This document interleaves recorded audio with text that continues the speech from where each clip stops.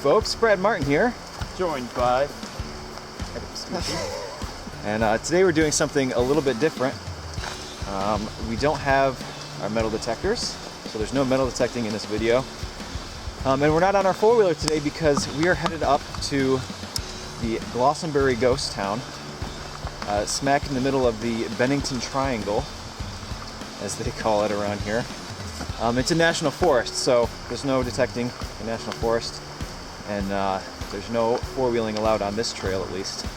So Glastenbury ghost town is pretty well known. You know, you look at any of those online websites about New England ghost towns, it's always on the list. I'll explain a little bit of the history as we go here.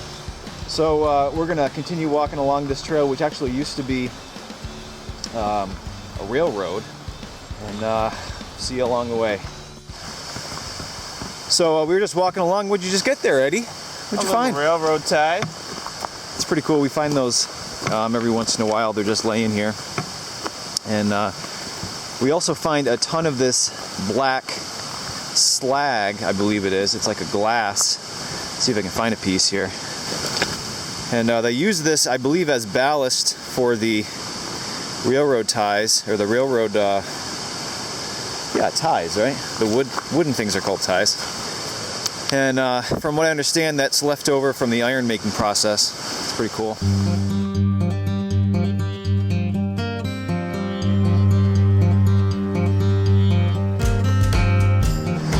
So we're almost there. This ghost town has pretty interesting history.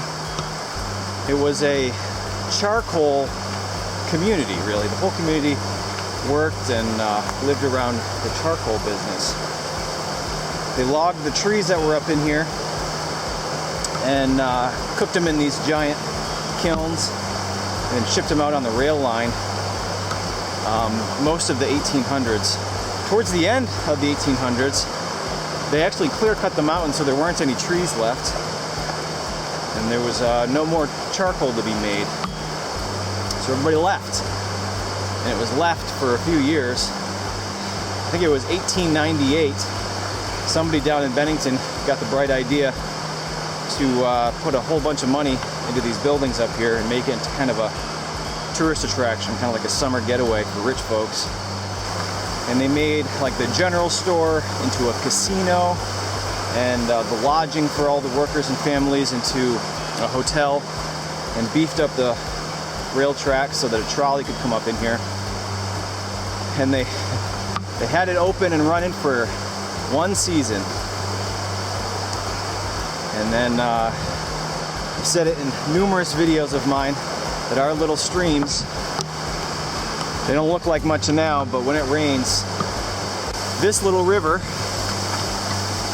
came up so high that it destroyed all the train tracks, and nobody decided to rebuild. So all of these nicely renovated buildings just fell into the ground. So I'm going to do my best to try to find some of these spots and overlay them with some old pictures.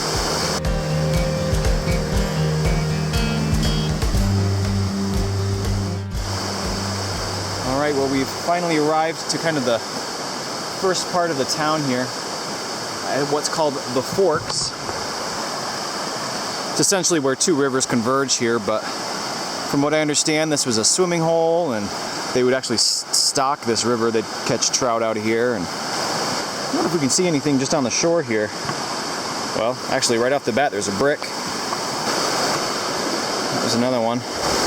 You'll see as we get further up in, I believe it's the old school was just completely obliterated by the river. So I wouldn't doubt it that a lot of these bricks are from that, brought down from the river. So let's head up and see if we can find some evidence of the buildings. So I think I lined this up pretty well with the old photo. Up here would have been what was the general store and then was converted into a casino in the late 1800s. And then over here on the other side of the river would have been the lodge and then the hotel, I believe. So let's go up and check out what the casino looks like now. So it's pretty odd how this building sat up way up on this hill. And there's just this kind of very steep pathway to get up there. But there isn't a whole lot of flat area in this river valley. There we've got a pretty good sized pile of bricks. I believe that this was kind of a side building. And this is all that's left. Pile of bricks. Just a pile of bricks. Cool.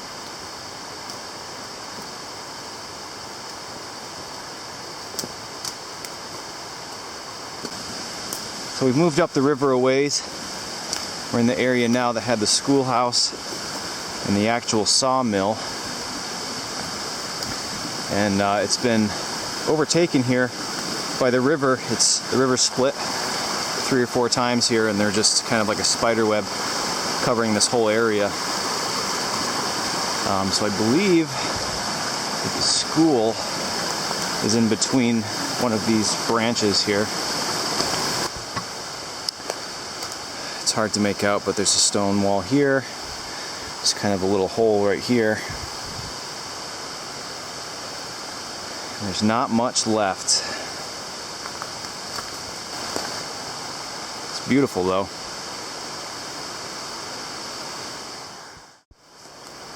Alright, well you can see some stacked stone here. And this is one of those iron bands that went around the kiln. You can see that there's just brick and charcoal everywhere. So you can see there was one here, there's one over there. That's peculiar though, this right here. And there was one right here. Yeah, there's stacked stones down there.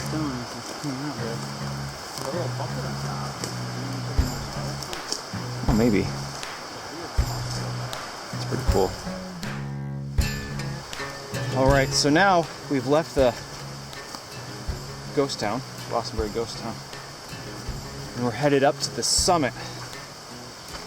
And Eddie's the one who brought this up. This is kind of his idea. We found online that there are some cairns, which are, I guess they're like 8-foot wide pillars of stone, of stacked stone. And there have been a couple experts up here, geologists and archaeologists, to try to date them. There was a little bit of debate on how old they are, but I think the majority of people agree that they're prehistoric. And we're going to go see if we can find them. There's a landmark, a fire tower, which we can see from Google Earth. We're walking towards that, and they're supposed to be around there somewhere. So, see if we can find them. See if we can spot Sasquatch on the way. Maybe some aliens. Oh yeah, couple squatches for sure. Yeah, and see if anything paranormal happens.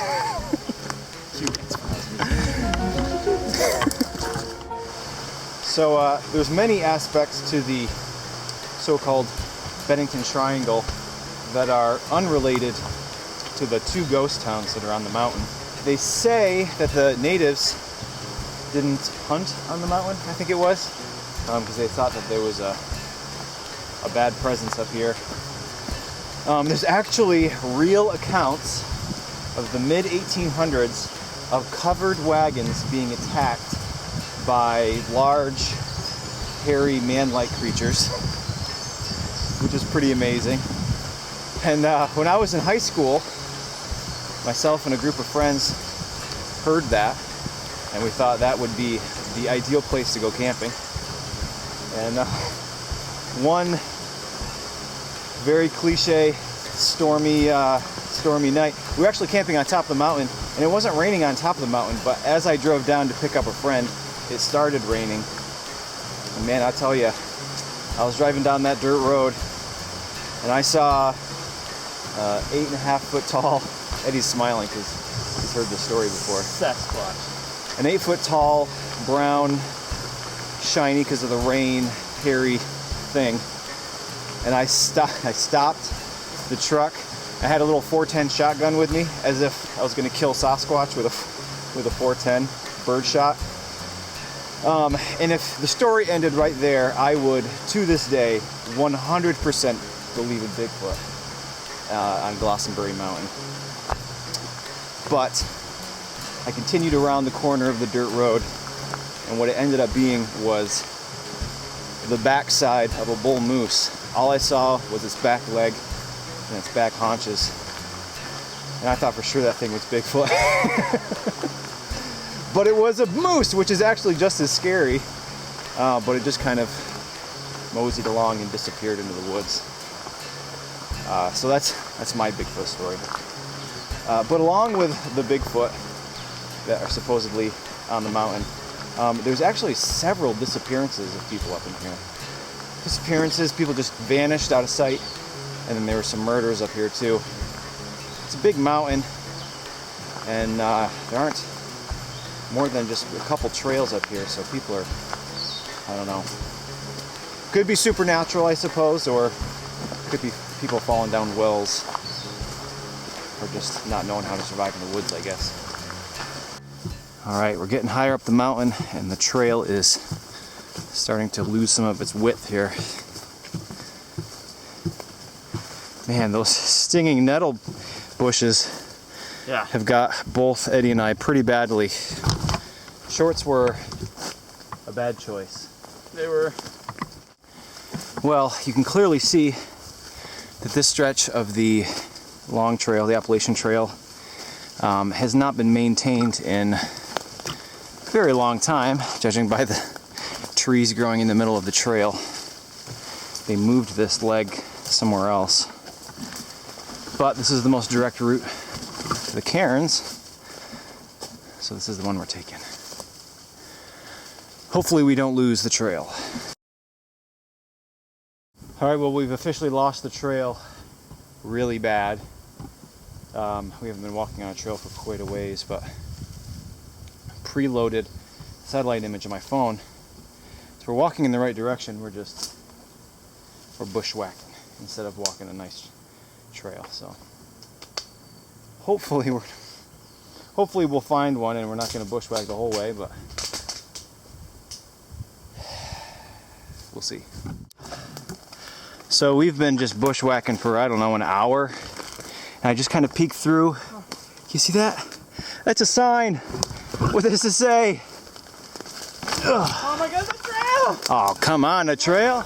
Oh, what does it say? Where was this trail? Glastenbury Wilderness, Green Mountain National Forest.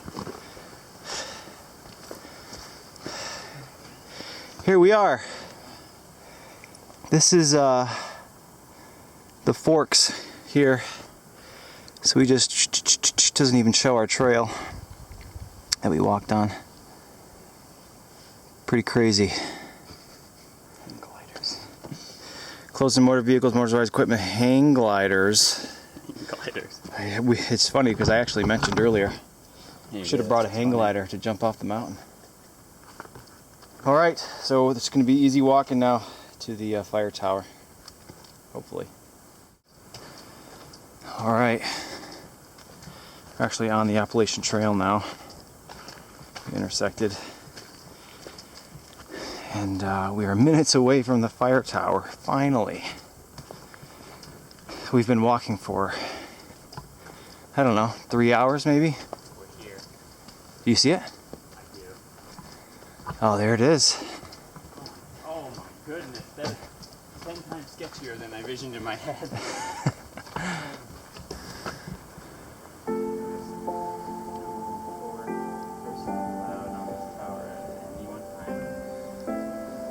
Let's do it. Here we go.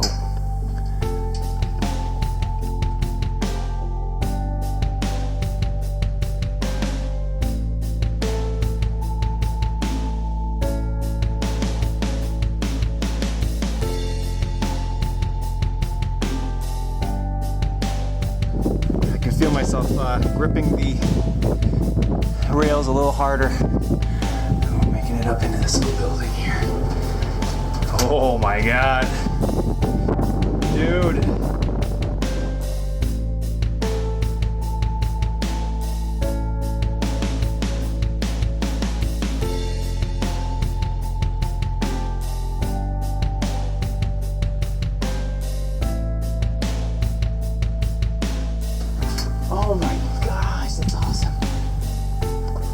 we are really, really high off the ground.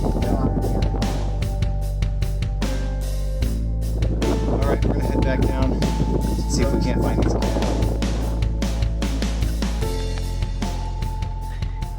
I had to switch out cameras because my other one, the battery died, but I'm fairly confident that this is one of them. Unfortunately, it's right next to this giant modern fire pit. Oh, God, it really is. But if you look through the woods right here, look through. Look at this one. Holy. This is definitely them. Check it. So there's one pile of stones there. Look at this one, there's a freaking tree laying on it. Wow. So it's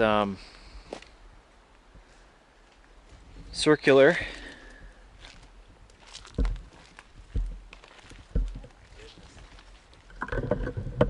Lots of moss on it. This is really, really cool. Is there any treasures in there? Yeah, a couple gold coins. So from what little information there is about these online is that they are at least as old as Native American. Which I think Native Americans were here for 20,000 years, I think, 15 or 20, I think is the current estimate. It's kind of amazing that like just their architecture stacked in the stones. Like if you look at like a colonial cellar hole, it's like falling apart. Right. But this is like still standing. A freaking tree fell on it, and it's retained its shape. Yeah, That is ridiculous. that's a good point.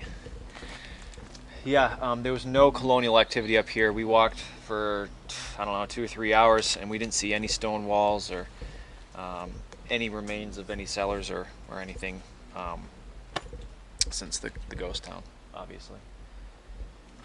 I guess they did some carbon dating, and the way you do it is you remove soil from between the stones, I believe, and you can carbon date that, and I think all the tests are unfortunately pretty inconclusive, but the general consensus is that they are very old.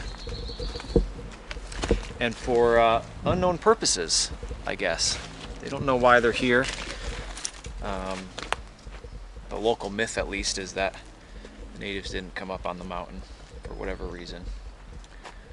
So I guess they could be burial mounds, they could be something ritualistic, they could be just about anything. How many of them are there here? Well, there's obviously one here. Well, yeah, there was the one by the fire pit. There's this one, which does look like it has fallen a little bit. And then there's the third one over here. The big, obvious one, which I think is the one that we've seen photos of.